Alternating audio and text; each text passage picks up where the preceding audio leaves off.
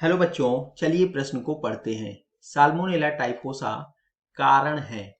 इस प्रश्न की मुख्य अवधारणा साल्मोनेला टाइफोसा एवं उससे संबंधित रोग से है। साल्मोनेला टाइफोसा, इसका दूसरा नाम साल्मोनेला टाइफी भी है तथा यह मुख्य रूप से टाइफाइड रोग के लिए जिम्मेदार है।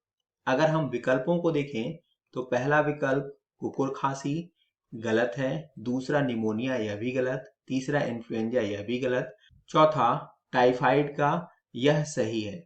अतः दिए गए प्रश्न का सही उत्तर विकल्प डी टाइफाइड का है। आशा करते हैं आपको समझ आया होगा। धन्यवाद।